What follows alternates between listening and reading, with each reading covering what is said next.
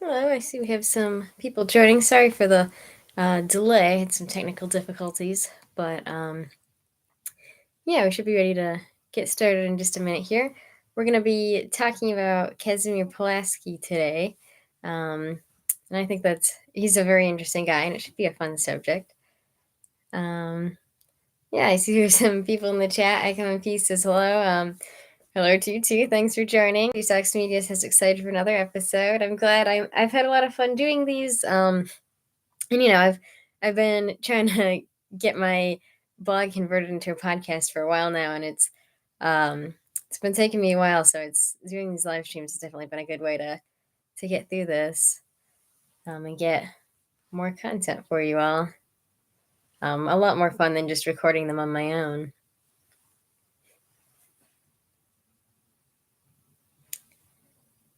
So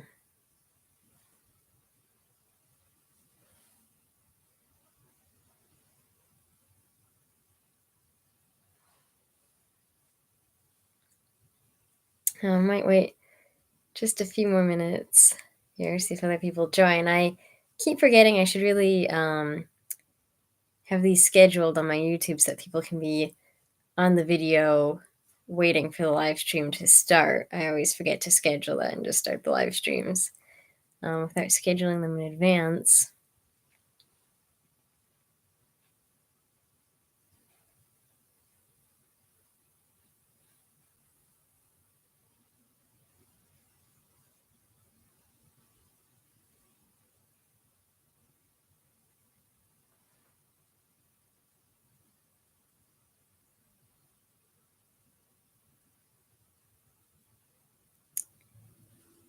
But yeah, I guess we can go ahead and get started here, and we'll just see if anybody else joins as we go on.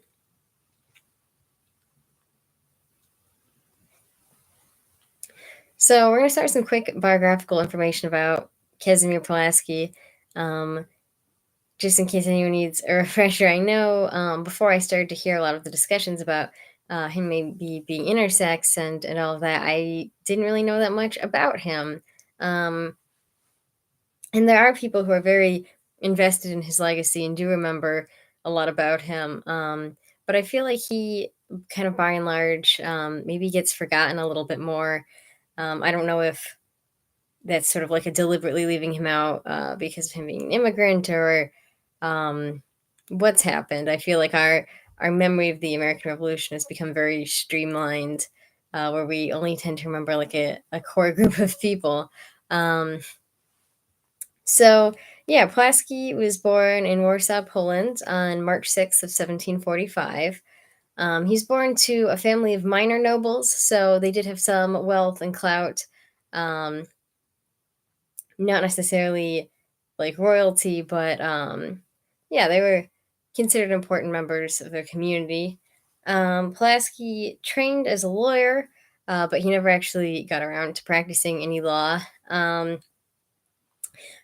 Around that time, Russia was trying to exert a lot of control over Poland, and there was a lot of dislike of the king of Poland. Just people felt that he was just a puppet for Russia. Um, and so there's this resistance group called the Bar Confederation that was largely made up of nobles who were resisting the king. So Pulaski joined that group and was very active with them for a while. And yeah, took a big role in fighting against Russia and against the king of Poland as an agent of Russia. But he was not Pulaski was very devoted, and from the beginning, he showed a lot of promise as a soldier. He was not always like the easiest to work with. It's kind of a reoccurring thing throughout his story. But yeah, he kind of regarded orders from his superiors as more of like suggestions. And I think often sort of exercised his own judgment and did what he felt was best, regardless of what like plans were. Um, Eventually, he came up with an idea to kidnap the king, which he thought would be a very effective step in the resistance against the king. Um, pretty much the whole rest of the Bar Confederation disagreed. And yeah, no one thought that that was a good idea, but Pulaski kind of went ahead with it anyway. Um, this attempt failed, and so ultimately, not only was Pulaski humiliated, but he ended up being wanted for treason, um, and he had to leave Poland. So he leaves Poland and he went to France. Icon says, why did Pulaski think it would be effective to kidnap the king? To be honest, I really need to learn more about this whole situation. And so I don't know necessarily a ton about that, but I guess he thought, if they kidnapped the king, they could kind of make the king listen to their demands and what they wanted done. Yeah, they could kind of have a face to face with the king and force action there. Um, so yeah, I mean, so he thought it seemed like a good idea. Other people, I guess, thought that it was not necessarily worth the risk and that it would never be successful anyway. Um, so yeah, there was disagreement there, but he thought that that would accomplish their goals faster if they kind of took the fight directly to the king. But yeah, so he ends up fleeing to France, and like other people who fled to France at this time, he ends up meeting Benjamin Franklin and getting recruited to the Continental Army. Franklin convinces Washington and Congress that Pulaski would be helpful to them. So he headed over to North America and joined the Continental Army. And the big thing that Pulaski noticed was that we really had nothing resembling a cavalry. And he knew, from his experience in European warfare, that you weren't really going to win against an army like the British without a cavalry. So he ends up kind of creating the American cavalry and playing a very important role there. He gets called the father of the American cavalry a lot, but I don't know what our obsession is with naming historical figures the father of things. But yeah, so he takes on that responsibility and he does a lot of good work there. He was hard to work with in that army as well. He was a bit of a diva. Yeah, you read some of his letters, and yeah, he could be a bit demanding and kind of, yeah, he very much valued himself and saw himself as very important, which he was, but yeah, he could be a little self-centered at times. I think he was probably it's not to understate his value or necessarily to say that he was a bad person, but just he yeah, had a strong personality that could be a bit annoying at times, so he didn't necessarily get along with everyone there either. But he did get a lot of important stuff accomplished. And he ends up dying in 1779. Um, he sustains a wound and dies a few days after a battle. Um, and at the time that he dies, everyone does agree that he is an American hero and that he, contributed a lot of great stuff to the war. Um, so yeah, he's laid to rest as an American hero. But where the question ends up coming in is nobody was quite sure for a while where he was laid to rest. Researchers eventually started looking for him, and that's where our story here today kind of begins. So Pulaski, he had ended up dying on October 9th, 1779. He was part of this battle to reclaim Savannah, Georgia, and he's hit with grape shot from a British cannon. So he actually dies on the 15th. He ends up actually dying of infection, which is pretty common during the Revolutionary War. Icon P says, "A grape shot." Yeah, it's a kind of violent way to go for sure. Um, but yeah, so he dies on board the Wasp. Um, so yeah, he dies on a ship, and so we don't know, um, or people didn't know after that if he had been, buried at sea, had they put him in the water, or was he born or not born, buried at Greenwich Plantation in South Carolina. which was where the ship was near when he ended up passing away. So the owners of Greenwich Plantation insisted for a long time that he was buried on their property. They're like, hey, there's this burial here. We have this body. It's Pulaski. And so people kept saying, no, he was buried at sea. But these people insisted that they had Pulaski's body. So in 1825, this debate is still going on, and this family is still saying that Pulaski is buried on their property. They know someone is buried on their property, so they dig up the body and they bring it to a medical college nearby, and have them examine it to see if it's Pulaski. At that time, obviously in the 1820s, they can't do any kind of DNA testing, and they can't do a lot of things. All they can really do is kind of examine it, and using the understanding of looking at bodies that the era had, try to see if it matches what they expect from Pulaski. Um, so they were pretty sure it was Pulaski. They had the body for 8 months at the medical college, and they said that the body, it's, yeah, kind of like a skeleton at this point, is Pulaski's, seems like it's the body of a person Pulaski's age, Pulaski's height, and the most notably, it has Pulaski's injuries. Um, Specifically, if you want to see a picture of Pulaski's skull, you can look it up, and there's photos of it online, which is a bit odd. But there's this part on his skull, like right on the cheek, where there's like bone like chipped away there. And yeah, I guess some of the grape shot that hit him like kind of took off part of his face there. So his yeah, the skull has this injury that Pulaski was said to have had.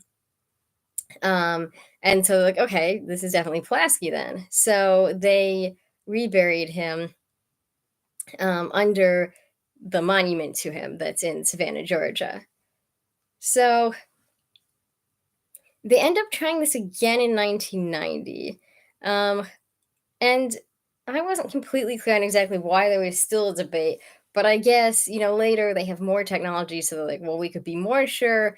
And I guess the people who examined him in 1825 weren't completely sure. And we don't have exactly record of what their misgivings were, but we'll get to what that might have been in a minute. But there did still seem like it was still a bit of an open issue, still kind of a question. So yeah, researchers dig him up again, dig up this body that's now under the Pulaski Memorial in 1990.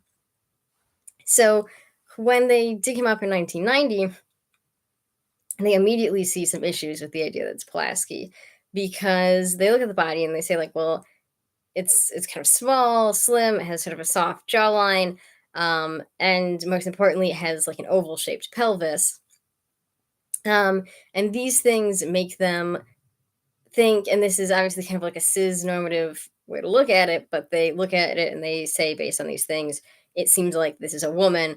And kind of famously, one of the researchers, basically, the minute they like see the body, they're like, it's not a woman, it's Pulaski. Or sorry, it's not Pulaski, it's a woman. So that's like this famous quote that this researcher has. Yeah, it's a woman, it's not Pulaski. But yeah, so, and I mentioned in my original article, Dr. Lily Cockard, an associate professor of medical education at Northwestern University. I had this quote from him where he said that the pelvis alone will correctly determine a skeleton's sex 95% of the time or more. So I did want to add on to that, because I just kind of use him as an authority in my original article, and just go based on that that's true. I have heard since then that this is not necessarily true. There's a lot of disagreement about this. I've heard a lot of people in the medical field and in the archaeology field say that, like, identifying the sex of a skeleton is really kind of an imprecise science. Um, there's a lot of debate as to like what things you can actually tell. And some of the things I listened to, like it being small and slim and having like a soft jawline, like obviously that's not necessarily sex specific. Like, people of varying sexes have varying body types. Even some cisgender men will be kind of smaller and slimmer and, have different jawlines. So that's obviously, some of there's a bit of guesswork. And even, yeah, Dr. Cocker refers to the pelvis. And I've heard some people say that even that is a bit of like a stretch to say maybe that like it's 95% successful. Perhaps most of the time, but maybe not like almost all of the time. And then even then, there's like a lot of debate. Um, but it's at least like a somewhat accepted idea that you can try to figure out the sex of a skeleton based on the shape of the pelvis. And the idea there is that someone born with a penis will have a heart shaped pelvis, someone born with a uterus will have an oval shaped pelvis, is like the basic assumption that we're working with here. Um, so yeah, this skeleton has an oval shaped pelvis, like someone with a uterus would, and yeah, shows some other signs, at least in these researchers' views, of being, we could say like an AFAB person, assigned female birth person. Yeah, someone that you might look at and say like, well, this person has a uterus and a vagina, and so some might identify as a woman. Although again, a lot of like cis normative things happening here, but we'll get more into that later. But it still kind of seems like the body could be Pulaski. As I mentioned, the body still seems to be of someone of the roughly the age and the height that Pulaski was, and it still has that mark on the cheekbone where Pulaski was injured. So they can't totally discount, the first thought is like, oh, because it seems like this person might have had a uterus. This isn't Pulaski. But it's like, well, that's definitely like a weird thing, but that doesn't make the other evidence go away. So um, a, a big theory that has become popular now is maybe the idea that Pulaski could have been intersex. Um, and I have this quote from the Intersex Society of North America. Um, on their website, they have this like statement where they explain, quote, intersex is a general term used for a variety of conditions in which a person is born with a reproductive or sexual anatomy that doesn't seem to fit the typical definitions of female or male, end quote. Um, so that like, and even at that time in 1990, that was one of the things that some people toss out as like, well, maybe it is Pulaski, and Pulaski, um, yeah, had a sex that kind of fell, outside of what we would normally expect. Um, but Virginia Hutton Easterbrook, who's assistant professor of anthropology at Georgia Southern University, and who ends up being part of the final research team to examine this body, says that like at that time in 1990, all of these discussions, um, and I think her quote is, all of these discussions of Pulaski being intersex are super speculative, when the easiest explanation was that it was just not Pulaski. So that's like the easiest way to explain why does it seem like this person had a uterus, but we think it's Pulaski. Well, maybe it's just not. Um, but like I said, there is still some evidence it is Pulaski, so they weren't quite sure. Um, they couldn't do DNA testing because the type of DNA that they needed, the body was decayed past the point of being able to salvage that. Um, and so, yeah, they weren't able to do a DNA test. So they're just kind of left with that mystery. A lot of people think at that point that it's not Pulaski. I think he ends up being reburied again. Icon P says Jurassic Park lied. Yeah, I don't know. I don't know how that would work. Like, but I mean, as we're gonna get to in a minute, like, it evolved and they can use the DNA they have from Pulaski now. But yeah, definitely you need, yeah, certain types of DNA. I don't know if what they explain in Jurassic Park would have actually worked because yeah, that it does break down and just becomes hard to harvest from a sample.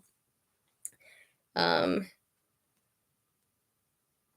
yeah.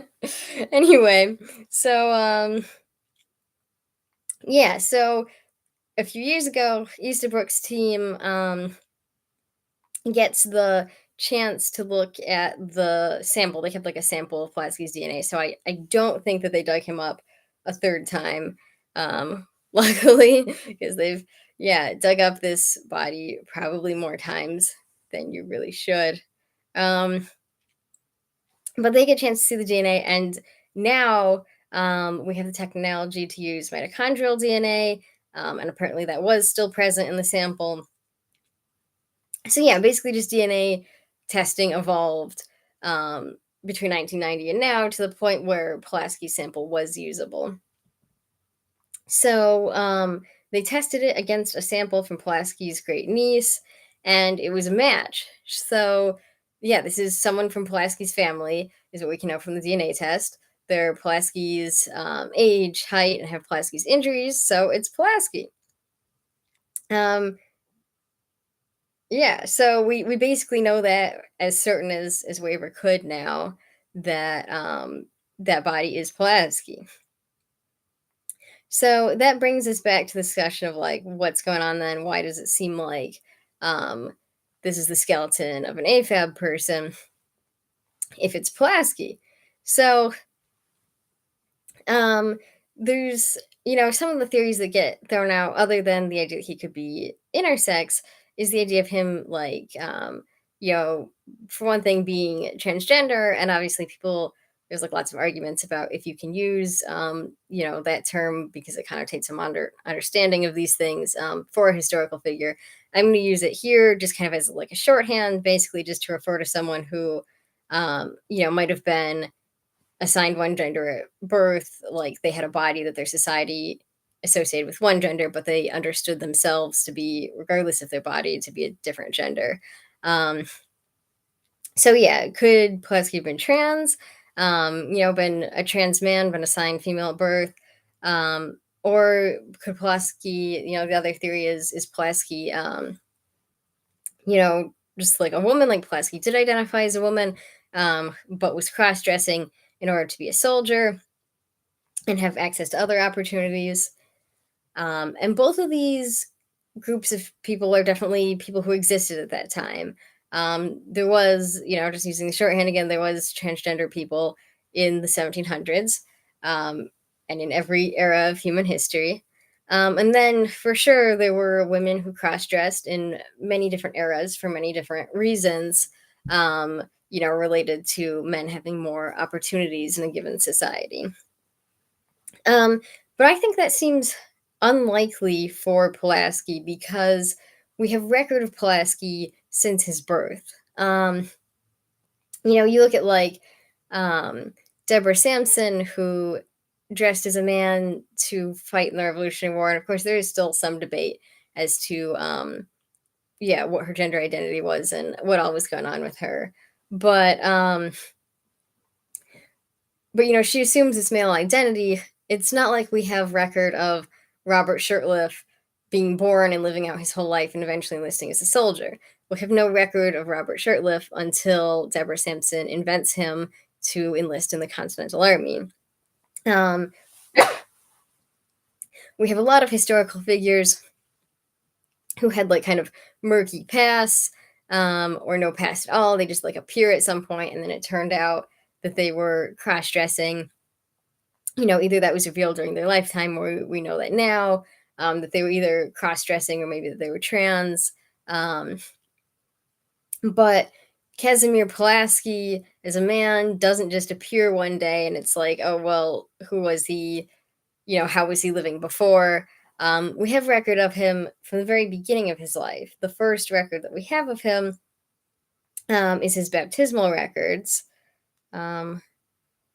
Sorry, where was I here in my notes? So yeah, we have his baptismal records where he was given these four names. They're all male. Kazimierz, Michael, Vladislav, and Victor. So yeah, he's baptized with these four male names. He's baptized in the presence of some of the most powerful people in Poland at that time. He's raised with the expectation that he will be a soldier for a time and eventually have a career as a lawyer.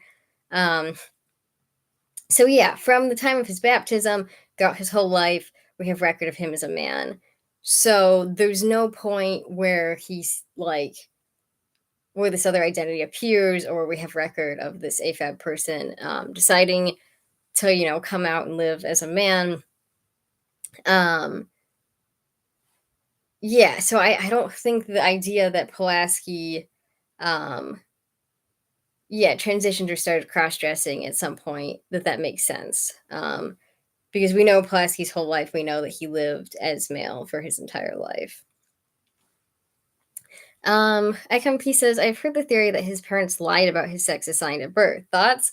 Yeah, so I was gonna get to that. So, um, my big thing with that is that we don't necessarily have any reason that they would have needed to do that. They already had sons, and they had a few more sons after him, so it's not like they needed it's not like they needed an heir, um, or yeah, that they, like, wanted a son and didn't have one. And they did have sons. They continued to have sons. So I don't know exactly what their motivation would have been there. Um, Certainly, it's possible that if he was intersex, um, maybe that they chose what gender to raise him as. Um, but yeah, I don't know. I think of Chevalier Dion, who we'll talk about in a later episode. She came up with this story, which I think ultimately turned out not to be true anyway. But she claimed that her parents had lied about her sex assigned at birth, and that they had decided to tell everyone that she was male, when in reality she was like born with the uterus and everything.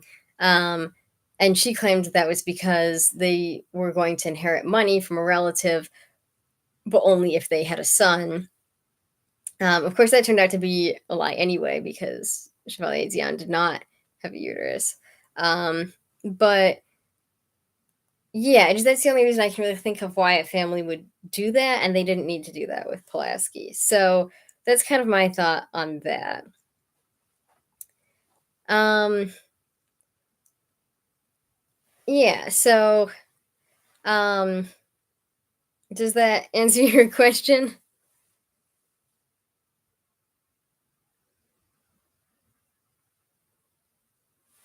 All right, good. Yeah, and I mean, but they could turn out like, I mean, I could be wrong about that, because maybe there is like some reason that I haven't thought of, or that I'm not aware of, why they would lie about that. I just don't know that we know of any reasons at this time for that. So, if Pulaski was intersex, it kind of brings us to like, what would that have been like for him? Um, Doctors since the 1300s um, had some concept, and like, I mean, I say since the 1300s, there've kind of been like, even in like ancient societies, there's like discussions of like, you know, like non-binary genders, and then sometimes also of non-binary sexes. Um, So yeah, it's definitely an idea that has kind of been going around for a while. As far as tracing, like, sort of a European understanding of it, we see that start to emerge in the 1300s. Um, at that time, of course, they would have used the term hermaphrodite, which actually kind of continued in use until I think kind of like in the 90s, and then really into like just very recently, um, more in like the 2000s and the 2010s, that there's been more insistence on using the term intersex. Um, but yeah, so there were there was this like idea, doctors kind of had this concept, but there was debates as to whether or not this was like a real thing that could happen to a person. Um, and in the 1700s, the debate that was going on, there was doctors on both sides of this debate, and it was kind of a weird debate because it didn't really like match up. Doctors who argued that there were no hermaphrodites, that this was not a real thing, um, they argued, like, I have this quote from fellow of the Royal Society James Parsons, where he says he defines a hermaphrodite as, quote, an animal in which the two sexes, male and female, ought to appear to be each distinct and perfect, as well as with regard to the structure proper to either, as to the power of exercising the necessary offices and functions of those parts, unquote. So James Parsons believed that hermaphrodites were not real, but what he was defining when he used the term hermaphrodite was someone who had fully formed genitalia, of the kind that we would expect, or that people of the time would expect from men and women, and that they could reproduce in both ways. So they could get people pregnant and they could become pregnant themselves. And he was saying, like, yeah, that doesn't exist. And he's right, it doesn't. And now we understand that that's not how intersex people work, and that's part of why we've gotten rid of the term hermaphrodite, because that is a term that comes from, I think, Greek mythology, where hermaphroditus was a person who did have both sets that were fully formed and functioned properly. Um, but yeah, so he argued that hermaphrodites didn't exist because he was defining it that way. Um, and people like what he was defining didn't exist. But then people on the other side who were arguing that hermaphrodites did exist, like this 1721 book, The Physical Dictionary, says, quote, such are called hermaphrodites, the co-formation of whose genitals are amiss, so that the prudens or privy parts of either sex seem to be wanting, or else both appear in the same person, unquote. So that's like a lot closer to how we understand intersex people now. That, you know, it's someone who, yeah, has like kind of a combination of sex characteristics, or yeah, is missing some part, that, yeah, their sex doesn't quite line up, as I, gave that definition from the Intersex Society previously. um, and so, yeah, doctors who were saying hermaphrodites did exist were using that more accurate definition. So it was really weird because, yeah, they're not having the same debate basically. They're arguing over whether or not hermaphrodites exist, but they have this very different definition. So they're um, not really fighting the same battle there. Um, but that was the debate that was going on. And when Pulaski was born, he was born in an era where the side that was kind of prevailing at that point, that was winning that argument, was doctors who believed hermaphrodites did not exist. But as he became an adult, it kind of went back the other way towards they did exist. So he lived his life, across different understandings of this. Um, Now, as far as like what Pulaski knew, Pulaski and his parents definitely could have found the same medical info. Oh, I come pieces a question. How did the side that said they did not exist understand bodies like Pulaski's? So they would have looked at Pulaski and been like, he does not have a complete, he doesn't have both sets complete. He can't get pregnant and impregnate people. He must be one sex or the other, and there's just some sort of deformity that's making him a bit harder to identify. And so they probably would have wanted to examine him further. And even the idea of like unnecessary intersex surgery, as well as surgery in some cases where it was necessary, although it's usually not. But that was starting to emerge in the 1700s. We actually do have records of doctors doing surgeries. There was one record in specific. I don't remember a ton about it, but I have in my sources on my article a literature review by Elizabeth Rice, where she mentions a pamphlet written by a doctor who did a surgery on this child who had been identified as female at birth, um, but this child was having like some health problems, was having like abdominal pain. He operated and discovered that this child had an internal penis. And so he was like, oh, I fixed this child who was actually a boy, and we didn't realize that he was a boy because he had this problem. But um, yeah, so that was kind of the idea at the time, was no, everyone is either male or female by sex, and you may need to fix something. There may be, or maybe just like hard to see, um, but they're not a hermaphrodite. They're not neither. We just have to figure out which one they are. So that's what they would have said about Pulaski. They would have said, like, no, we can identify what he is. It just might be harder. Um, and we'll talk in a minute about what might like what doctors might have said, like seeing Pulaski's body, like what people could actually tell about Pulaski's body at the time. But yeah, that would have been the attitude that they would have taken. The doctors who said there were no hermaphrodites would have said, um, yeah, that we can identify him as something. And the doctors who said that that was something that existed would have said, um, no, like this is how his body is. It has formed in this way. I Come in Peace says you see that sometimes today. Yeah, that is still sometimes like a prevailing attitude. There's like more discussion of why um, intersex surgery is often unnecessary. Um, but yeah, you do still see some medical practitioners and just other people trying to understand medical literature who say that yeah, that we can like kind of like fix intersex people and that they're actually one sex or the other and they just need to pick like which one they want to be and have surgery, um, or else just do it on infants so it's just solved earlier. And yeah, that's it's definitely not accurate, but yeah, that it is still something that we see a little bit today. I mean that we see a decent amount of, but in yeah, in kind of a different way. Um, but yeah, and I keep using the term hermaphrodite. Obviously, we don't use that now, and it's considered kind of offensive. So I feel kind of weird using it, but I think it's important to use here because we're talking about like what were their definitions and how are they understanding this. And the debate they're having is about this term hermaphrodite. Um, so, but yeah, so that's what they would have said about Pulaski's body. The doctors who are against it. But yeah, so Pulaski and his parents could have accessed these debates too. They could have found these books and these pamphlets, um, and become aware of this debate of whether or not this was a thing that was possible to happen in a human body, um, and like the cases that were recorded of it. So they definitely could have accessed this info as well. Um, these were books that you could find maybe a bit easier than now when you have to have subscriptions to all of these online services for medical papers.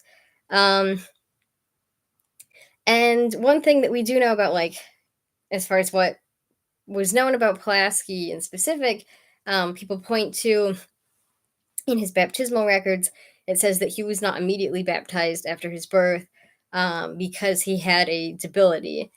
And people often argue that what this debility was his intersex condition. That when Pulaski was born, they looked at him, they couldn't figure out what was going on with his sex and like was he healthy and what was going on and how do you baptize him, because they don't know if he's male or female. So that has been suggested. We don't know that for sure. Um, Debility could mean a lot of things.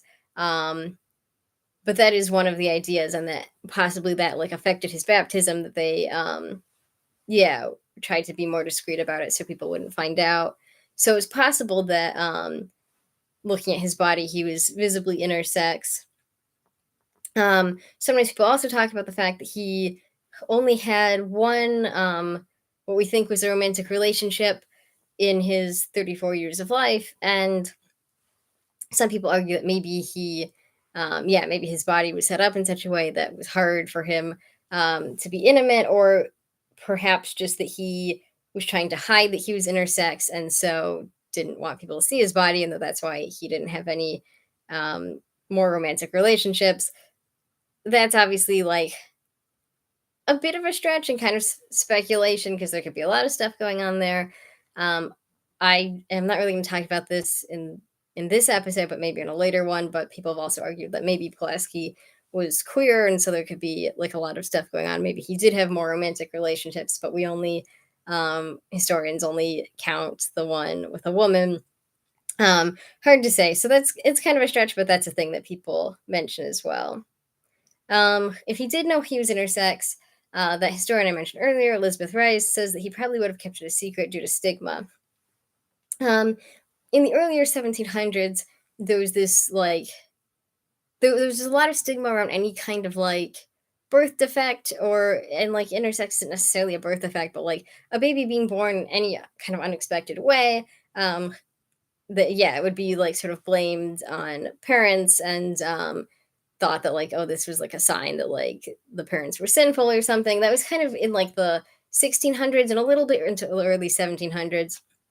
But as the 1700s went on, there was more of a emphasis on like everything can be figured out through science, And so that idea kind of started to go away, but it's possible that those stigmas that existed in um, in his youth that could have stayed with him.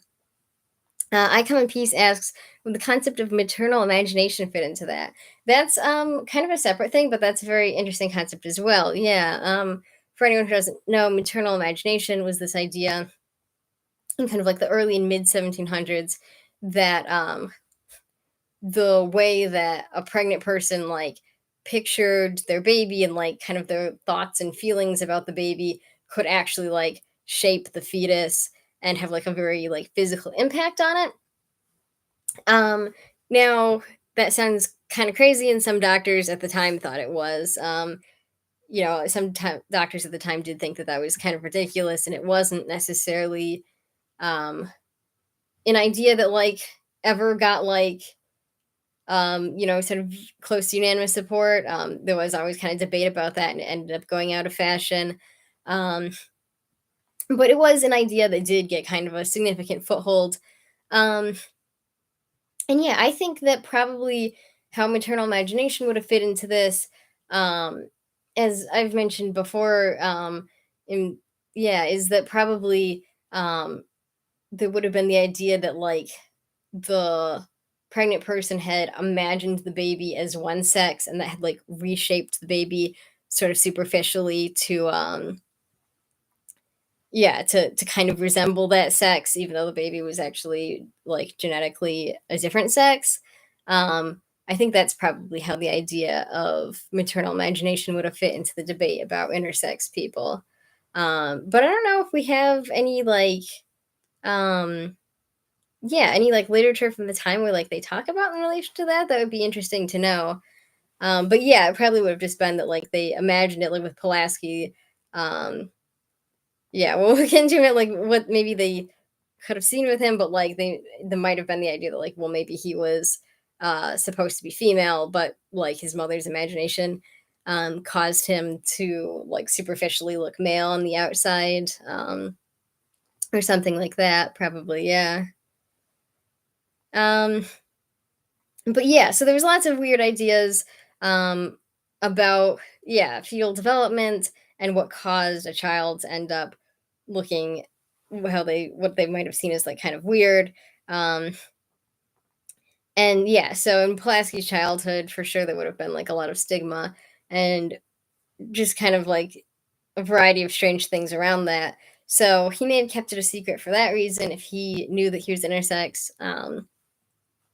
Also, in a lot of places, um, in order for the legal rights of men versus women to apply to a person, they would say that a person was legally whatever sex they resembled the most. And this was like a thing that could be proven in a court of law. So if Pulaski was intersex, um, it could have been called into question. Is he male enough to be a lawyer? Is he male enough to be a soldier, to be in the Bar Confederation? Is he male enough to be in the Confederate or in the Continental, sorry, Continental Army? So he may have kept it a secret out of the fear that he would have had to prove himself male enough to keep living the life that he was living. Um, and I found some research by a historian named Sarah Wells Gaskelowitz, who said that most intersex people at the time, if they were going to be mislabeled or mislabeled as female, um, because she was arguing like, yeah, if you like most of the time, if there's like some sort of internal characteristic, they couldn't see that with the technology that they had unless surgery was done, and surgery probably wouldn't have been done necessarily as like the unnecessary surgery we see on intersex people in more modern times probably wouldn't have happened quite as much in that era, since surgery was much more risky and there was no like painkillers or anesthetics at this time at all. Or at least that wasn't like a widespread thing quite yet. Um, um, So yeah, so she argued, and I don't, she wasn't even talking, I don't think, about Pulaski. I think she was talking about intersex people at that time in general. She may have even been writing before people started saying he was intersex, but yeah, she claimed that most intersex people got mislabeled as female. And so if Pulaski was labeled as male, that probably means that externally he did have some sex characteristics that he looked what they would define as male. Um, so that's what they could see on the outside.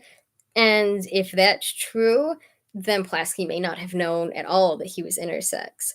Um, a lot of intersex people today only find out like, and some people find out earlier through various means, but there's definitely a decent percentage of intersex people who find out through some sort of modern medical technology, either because they end up having like some other surgery that reveals it, or like, now we have like ultrasounds. um, and so you can use that to look at people's organs. And sometimes you hear like stories of like people who think that they have kidney stones, or there's some concern about like cancer or something. And an ultrasound will be done, and it turns out that they have a uterus and they didn't know that. Or you hear stories about people having like, appearing to have like a uterus and vagina, but then they find out through an ultrasound that they have testicles, internal testicles. Um, so, yeah, because a lot of people only find out that they're intersex through this technology that we have now, they didn't have in the 1700s. It's entirely possible that Pulaski could have been intersex and never known it. And maybe he was aware of some like differences going on with his body. There may have been some like ways that it affected him, but he wouldn't have maybe known the cause. So the last thing that I discussed in the article that this episode is an adaptation of is I discussed whether or not Pulaski identified as a man. We've talked a lot about Pulaski's sex and what can we know about Pulaski's body and what did he know about his body. But then there's kind of the issue of like, well, what was Pulaski's gender then? How did Pulaski, feel about himself, kind of aside from his body? Um, he did live his whole life. I mean, he died at 34, but he lived his whole life as a man, and so it's a reasonable assumption that he identified as a man. We don't have any like evidence that points to like maybe he actually identified as a woman, or is both or neither. We don't have any other evidence of that. So probably Pulaski identified as a man. Um, but I think it can be important to remember that we don't know for sure how Pulaski identified that, like, yeah, there could have been other stuff going on, and that we don't necessarily. I just think people like take too much for granted in this discussion of Pulaski's sex. So like, oh yeah, like we don't know what was going on with this, but we know that he may have identified as male. Of course, this isn't like if people are arguing that he yeah, it was cross dressing, but in a lot of instances, people are like, well, we can't necessarily know his sex, but we can know his gender, but we can't necessarily know that. In my article, I said that like we wouldn't have known if Pulaski thought of his gender differently because all trans people were like completely closeted, and there was like no way we would know. And I disagree with that now. Not all trans people were 100% closeted, and even if they were, that doesn't mean they didn't leave behind any evidence.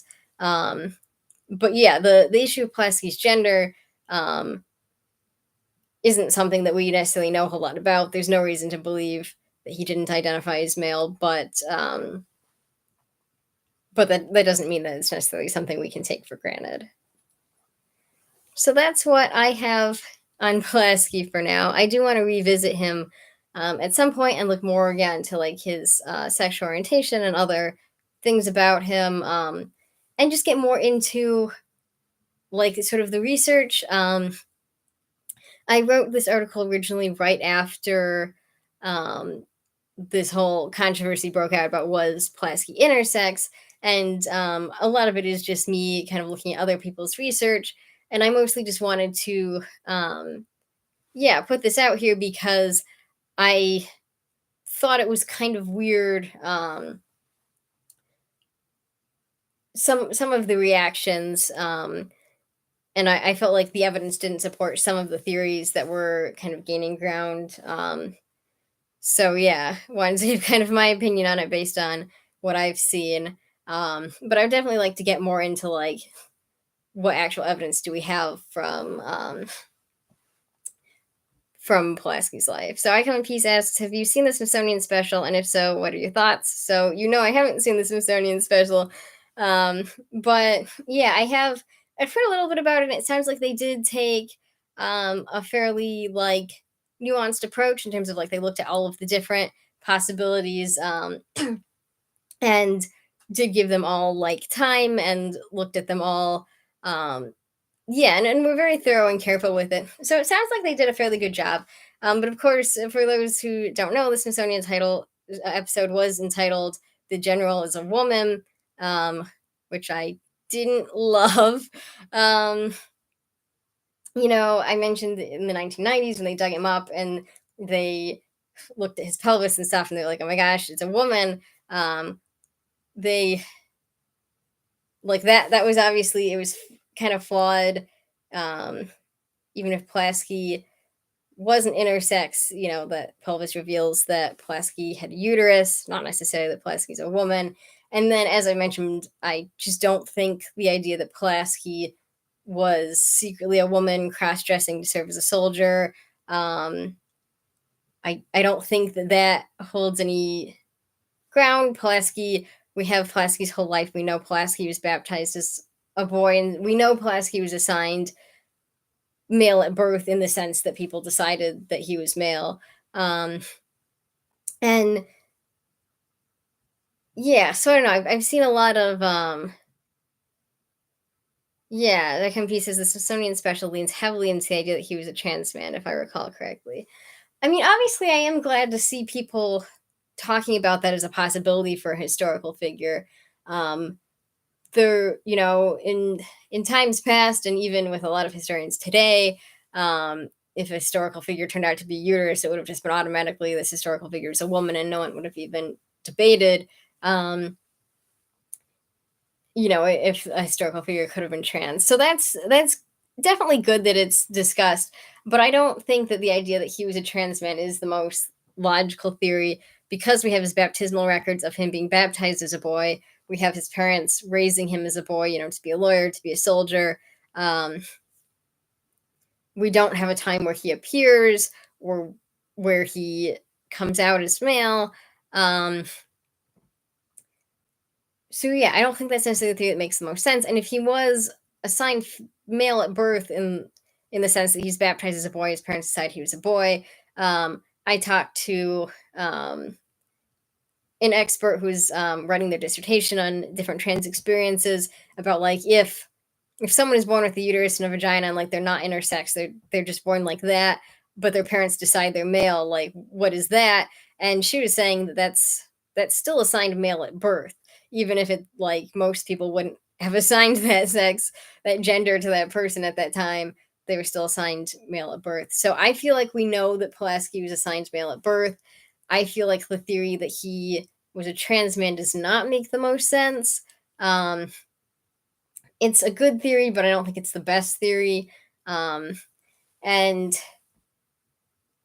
yeah, I've been surprised to see it gain so much ground, and I feel like people have ignored a little bit the idea that Pulaski could have been intersex. The idea that Pulaski was intersex isn't necessarily the simplest theory.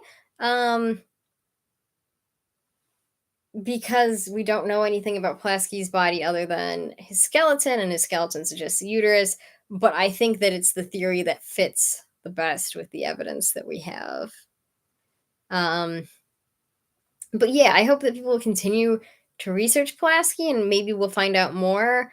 I've talked a lot in this episode about what we can know about Pulaski's body and what the medical discussions were at the time. But I think it would definitely be good to go more into like looking at documents and other things from Pulaski's life to try to get at more like what did he know and how was he experiencing his sex and his gender. Um, but yeah, I still think the idea that he was intersex is the best theory that we have.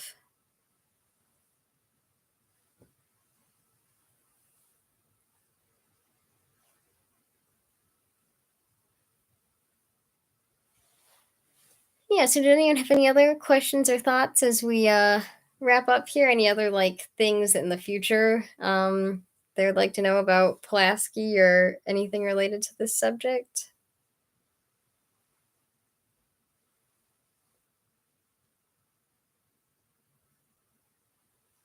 But yeah, so oh, I can besides, do you know about any other intersex folks in this era?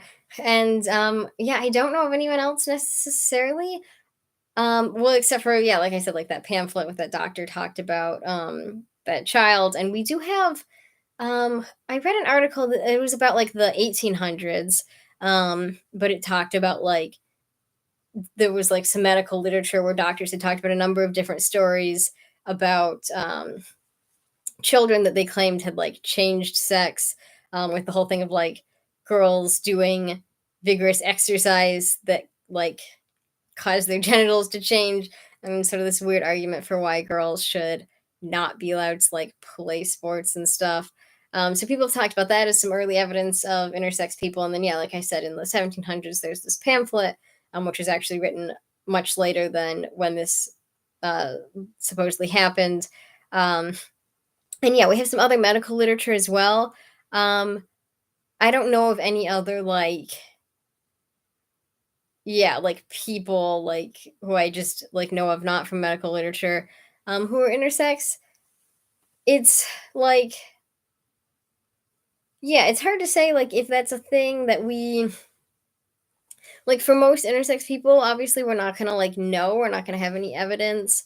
Um, but that's not to say that we couldn't ever know. For one thing, yeah, there could be some people who had some sort of medical complaint and ended up having surgery or whatever and discovering it.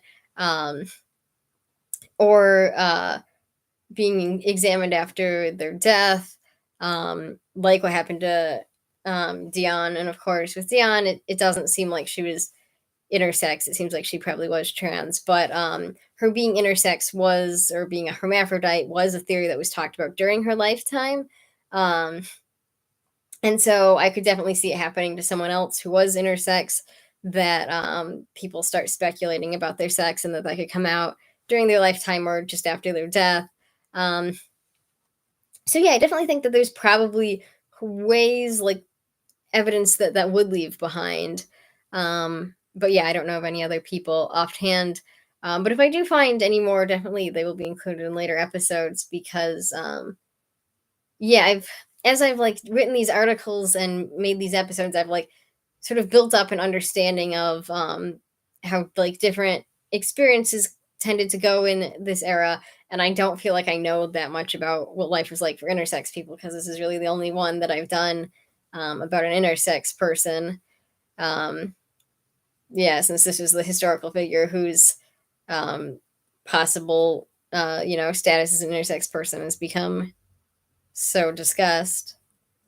But yeah, so I guess we'll wrap this up here. But thank you all for your great questions and thoughts. Um, I definitely would like to revisit Pulaski. I mean, I know I've been saying that at the end of all of my episodes. I would definitely like to revisit all of the people that I visited before, and especially this was the sixth article that I read, and just like rereading it, I know that I know so much more um, about the 1700s in general now. But yeah, and I Come in Pieces, Pulaski is really fascinating. He is like, I don't know that I would have ended up ever researching him if it wasn't for this.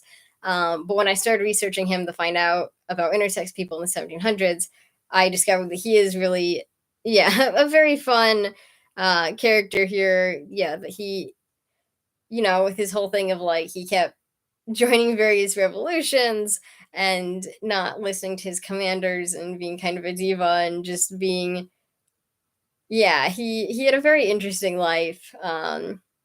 Really, no dull part of Pulaski's life, and yeah, he's definitely someone who should be talked about more and not just as like, oh, look what he did for our army, but just in like this very full, colorful way that he lived this crazy life, and manages to continue to have crazy adventures all of these years after his death.